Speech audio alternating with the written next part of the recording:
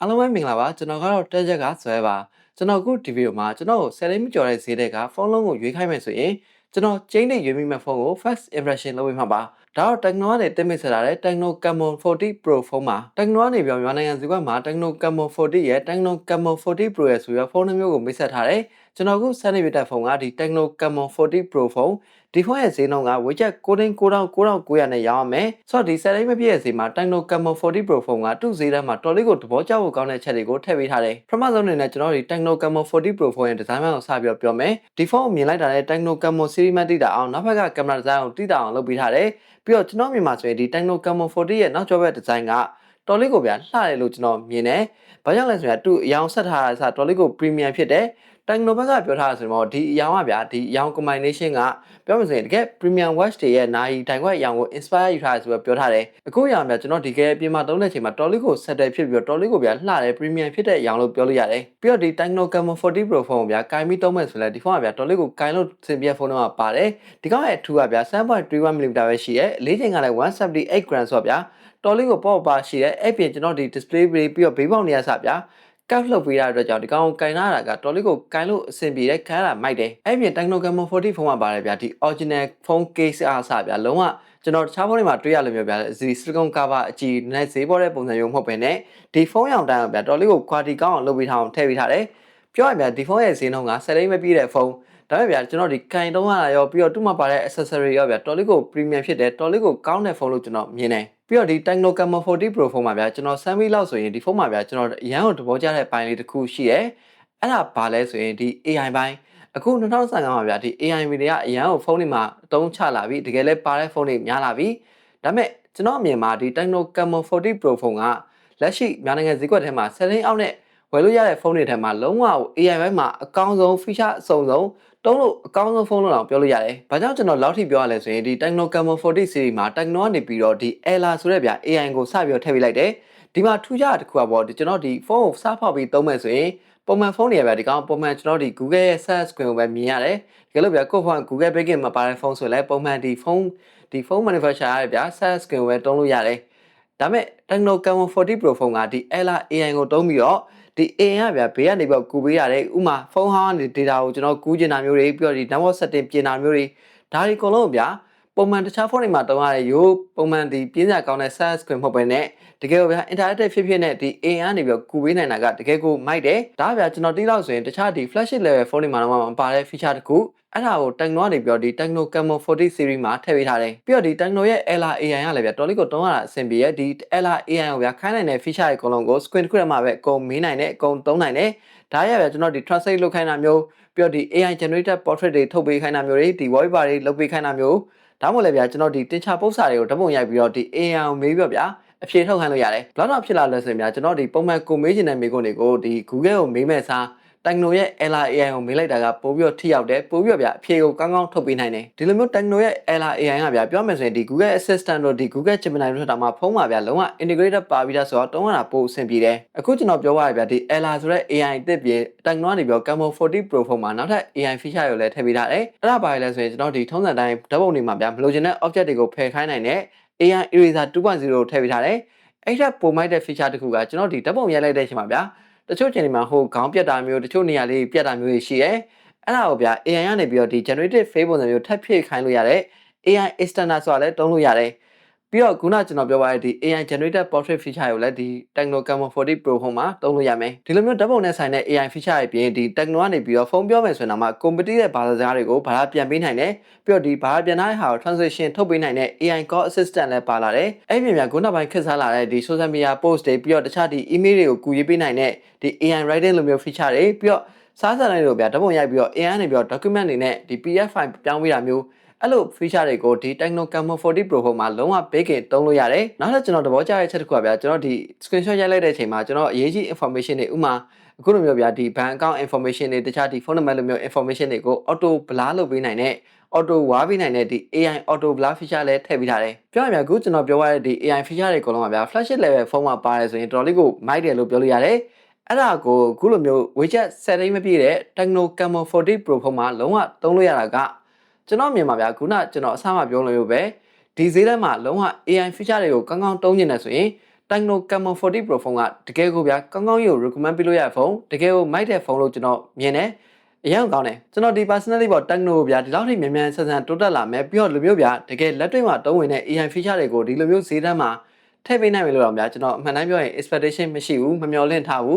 ဒါပေမဲ့အခုစမ်းပြအချိန်မှာတကယ်ကိုကောင်းတယ် okay ဆိုတော့ဒီ AI မှုတ်ဝဲနေဗျာ Techno Camon 40 Pro ဖုန်းရဲ့ဒီ specs တွေကိုကျွန်တော်နည်းနည်းဆက်ပြီးတော့ပြောမယ်ဒီက performance ပိုင်းနေနေဆိုရင် MediaTek ရဲ့ Helio G100 Ultimate chipset ကိုသုံးပေးထားတယ် RAM 8GB ပါမယ်အဲ့ဒါမှ storage ကို 256GB သုံးပေးထားတယ်ထုံးစံတိုင်းဗျာ virtual RAM နဲ့ထပ်ပြီးတော့ extend လုပ်ပြီးတိုးလို့ရတယ် performance ပိုင်းနေနေတော့ဗျာ201ဝန်းကျင် follow နေဆိုရင်တော်လေးကိုအဆင်ပြေတယ်မဆိုးလို့ပြောလို့ရတယ်ကျွန်တော်ဆိုင်လောက်ဆိုရင်ဗျာပုံမှန်ဒီ social media ဘာညာသုံးတာမျိုးတွေတစ်ခါလေး game ဆော့မယ်ဆိုလဲဗျာလက်တော်တာဘာညာမျိုးလုံးဝမရှိဘူး OI ဖြစ်တာလည်းမရှိဘူးတောင်းတာဗျာတော်လေးကို smooth ဖြစ်တယ်ပြီးတော့ကျွန်တော်ဒီ display ဘက်အောင်ပြောမယ်ဆိုရင်ဒီကောင်က 6.78 inch ရှိရယ် Full HD AMOLED 120Hz curved display ကိုသုံးပေးထားတယ်ဒီကောင် display quality ကဗျာတော်လေးကို quality ကောင်းတယ်ဒီ curved display ဖြစ်နေပြင်ဒီကောင်ရဲ့ peak brightness က1600 nit ဆိုတော့ဗျာနေအောင်ထဲမှာသုံးရင်တော့မှတော်လေးကိုသုံးရတာအဆင်ပြေတယ်ပြီးတော့ကျွန်တော်ဒီရုပ်ရှင်လေးဒီ YouTube တွေကြည့်ရတဲ့အချိန်မှာလည်းဒီကောင်ရဲ့ color ဘိုင်းတွေရုပ်ထက်တွေကလည်းတော်လေးကိုအကောင်းတယ်ပြီးတော့ AMOLED display ဖြစ်နေတဲ့အတွက်ကြောင့်ဒီကောင်ကဗျာ Ana display fingerprint ကိုလည်းသုံးပေးထားတယ်အဲ့တော့ကျွန်တော်ဒီ Techno Camon 40 Pro ဖုန်းမှာဆက်ပြီးတော့ပြောမယ့်ဘိုင်းကဒီကောင်ရဲ့ camera ဘိုင်း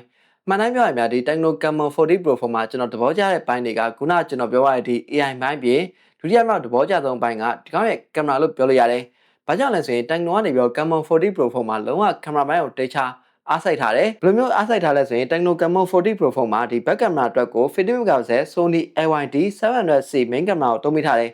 အဲ့ပြင်ဒီကောင်းမှာဗျာ M90 ultra wide camera ကိုပါထည့်ပြီးတော့ထည့်ပေးထားတယ်ဒီ sensor နှလုံးပြင်နောက်ထပ် sensor တစ်ခုအနေနဲ့ဒီ AI snap sensor ကိုပါထည့်ပေးထားတယ်ဒီလိုမျိုးဗျာ Techno Camon 40 Pro ဖုန်းက main camera ကိုဒီ Sony ရဲ့ flagship camera sensor ကိုတုံးလိုက်တဲ့အတွက်ကြောင့်ဒီကောင်ရဲ့ဓာတ်ပုံ quality ကဗျာဒီဈေးထဲမှာတကယ်ကိုအရန်ကိုကောင်းတယ်တကယ်အားရဖို့ကောင်းတဲ့ level တစ်ခုကိုရောက်လာတယ်ဘယ်လိုမျိုးလဲဆိုမြကျွန်တော်ဒီပုံမှန်ရိုက်တဲ့ဒီ point and shoot ဓာတ်ပုံတွေပြီးတော့ဒီ portrait ဓာတ်ပုံတွေရိုက်မယ်ဆိုရင်ဒီကောင်ရဲ့ universal tone 2.0 လည်းဖြစ်တဲ့အတွက်ကြောင့်ဒီ skin tone တွေရောပြီးတော့ဒီကောင်ရဲ့ quality ဘိုင်းတွေရောသူ့ဈေးထဲမှာတကယ်ကိုအားရဖို့ကောင်းတယ်အဲ့ထပ်ပို့ပြီးတော့ဒီ Techno ရဲ့ Camon 40 Pro ဖုန်းမှာပို့ပြီးတော့ထူးခြားတဲ့အချက်လေးတစ်ခုရှိတယ်အဲ့ဒါပါလဲဆိုရင်ဒီ camera ရဲ့မှာဗျာ Techno ကနေပြီးတော့ flash snap mode ဆိုတဲ့ feature တစ်ခုကိုထည့်ပေးထားတယ်ဒါကဗျာကျွန်တော်ဒီ snapshot လိုမျိုးလုံးဝအမြန်ရတဲ့အချိန်တွေမျိုးမှာဒီကောင် camera ကလုံးဝအမြန်လိုက်ရိုက်နိုင်တယ်ဒါကဗျာဒီ0ဝန်းကျင် phone ထဲမှာတော်လေးကိုတွေ့ရတာရှားတဲ့ feature တစ်ခုအဲ့ဒါကို Techno ကနေပြီးတော့ထည့်ပေးထားတယ်ဒီလိုမျိုး flash snap mode နဲ့ရိုက်မယ်ဆိုရင်ဒီကောင်ကဗျာ shutter speed ကိုအမြန်ဆုံးနဲ့ရိုက်ပေးထားတယ်အဲ့အတွက်ကြောင့်ဗျာကျွန်တော်ဥမာကားတွေပါတွေတွားနေတော့ဓာတ်ပုံရိုက်မယ်ဆိုရင်ကားတွေကဗျာဝါဝါတာမျိုးမဟုတ်ပဲနဲ့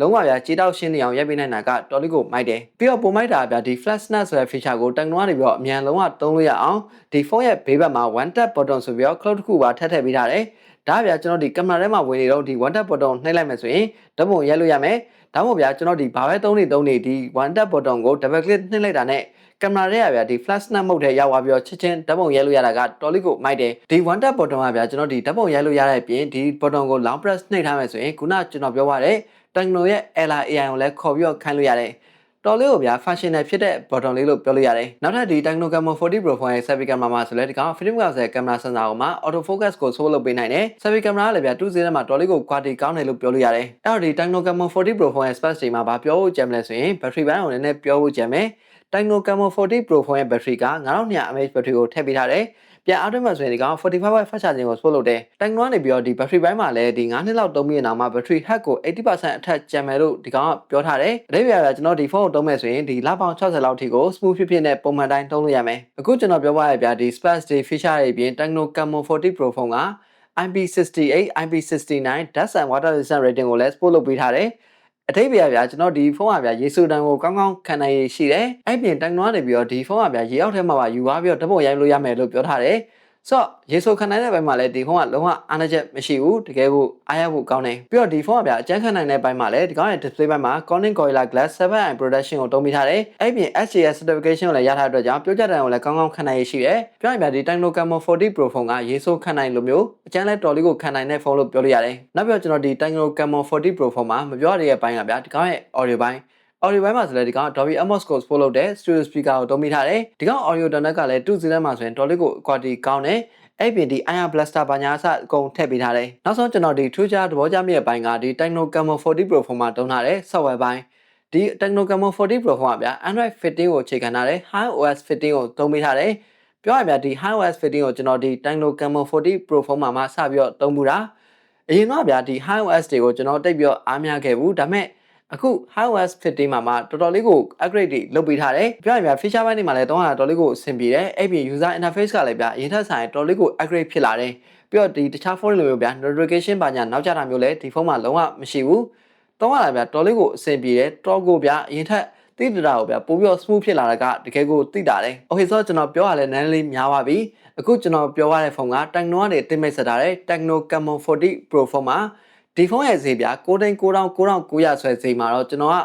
လုံးဝဗျာ AC recommend ပေးလို့ရတဲ့ဖုန်းလို့ပဲပြောချင်တယ်။ဘာကြောင့်လဲဆိုရင်ကျွန်တော်ဒီ Powermax ပိုင်းမှာ MediaTek Helio G100 Ultimate 89ကိုပဲသုံးမိထားတာမျိုးတွေပြီးတော့ဒီဖုန်းကဗျာ 4G ဖုန်းပဲဖြစ်နေတာမျိုးတွေဒါတွေကိုဗျာကျွန်တော်ပြစ်ရှာလို့ရတယ်ဒါပေမဲ့သူ့ဈေးထဲမှာဗျာဒီ Powermax level ကကျွန်တော်စမ်း3ရောက်ဆိုရင်တော်လေးကိုအတုံးရတာဗျာအဆင်ပြေတယ်။အဲ့ပြင်ဒီ Helio G100 Ultimate 89ကဗျာဒီ game တွေပိုင်းမှာလည်းတော်လေးကို optimize ဖြစ်ပြီးတော့ setting အမြင့်နဲ့ကောင်းကောင်းဆော့လို့ရတယ်။အရှိမပြောလို့မျိုးဗျာဒီဖုန်းကဒီဈေးထဲမှာ AI feature လိုမျိုးဗျာလုံးဝအကောင်းဆုံးထည့်ပေးထားတာဆိုတော့တော်လေးကိုမိုက်တယ်အဲ့ပြင်ဒီကင်မရာဘက်မှာဆိုလဲသူ့ဈေးထဲမှာဗျာလုံးဝအကောင်းဆုံးလို့ပြောလို့ရတယ်တခြားဒီ display ဘိုင်းတွေ battery ဘိုင်းတွေ audio ဘိုင်းတွေဘယ်နေရာမှာဗျာဒီဖုန်းကလုံးဝအပြည့်ရှာစရာအားနည်းချက်ဆိုရထောက်ပြစရာလုံးဝမရှိဘူးလို့မြင်တယ်ကျွန်တော် personally မြင်မှာတော့ကိုကဒီ setting အောက်နဲ့ official ဝင်တဲ့ဖုန်းတွေထဲမှာကင်မရာကောင်းရမယ်ပြီးတော့ဒီ AI ဘိုင်းကိုဗျာတခြားကောင်းကောင်းတုံးနေတယ်ဆိုရင် Tecno Camon 40 Pro ဖုန်းကလုံးဝကိုဗျာရွေးလို့မမားနိုင်တဲ့ဖုန်းလို့ပဲကျွန်တော်ပြောရင်လည်းအဆုံးတက်ချင်ပါတယ်